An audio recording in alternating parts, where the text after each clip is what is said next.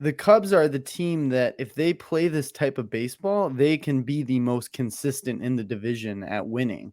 And early on, we saw it. They were winning a lot of series early on, and they were just showing you that, they weren't blowing you out of the water, but they were winning series and keeping up. And if they can continue to beat, 9 out of 11, that's not a pace you're going to continue to be at.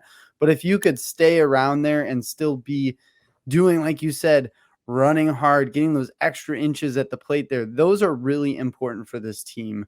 I've said it till I'm blue in the face. They're just not the team that's going to go out there and blow you out with power. So therefore, you have to do the fundamental right things. You have to play baseball the correct way, take the correct outs, do the correct plays, small ball where you can, and get the hits, get them in. So this is looking really good. And like you said, the fundamentals is what sticks out for me. It looks like up the middle, Dansby, Swanson, and Horner are just, I just get so excited watching them play. It is just, that's why Strosho loves pitching with the Cubs, because, Yeah.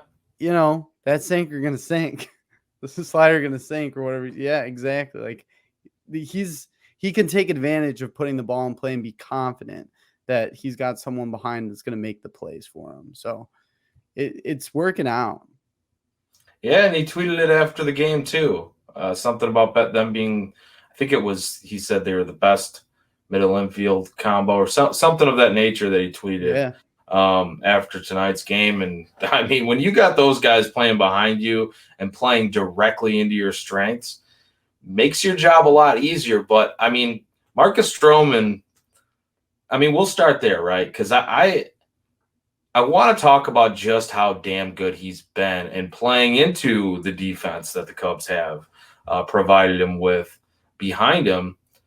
I mean, you look at the entire game, it's impressive tonight, right? 7 shutout innings, another quality start, 7 straight quality starts, 7 straight wins. I think he's down to a 2.28 overall ERA. And in the last 7 games, I believe I saw 1.29 ERA. The most impressive thing to me tonight was how he finished the game. Some traffic on the bases. He looked like he was even getting tired. I know JD had mentioned it on the broadcast about him getting a little bit tired. That's a fastball he left up high because that's a tired pitch right there. It was a little hot there in Pittsburgh. I mean, hell, it was hot here in our area today. So I feel for Marcus Stroman. But once again, clutches up, executes pitches, didn't give in, and that's what you're looking at now with another. I mean, he leads the majors in quality starts. Also too, this is something that kind of piqued my interest a little bit, just looking at his game logs. He's only had 2 games where he's been over 100 pitches. So leading the league in quality starts, yet he's only had 2 games over 100 pitches, and 105 was his top marker, was the 1-hit shutout against Tampa Bay. I don't even think he didn't even reach 100 pitches tonight. Still got it done.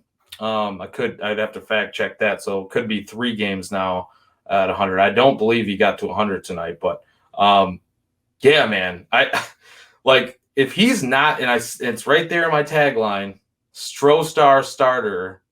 I mean, I know it doesn't make sense what that tagline says, but how is he not your National League All-Star starting pitcher the way he's performing this season? He's got to be. He leads the NL right now in ERA. He's the guy. And like you said, execution. He executes very well. He's a very smart pitcher.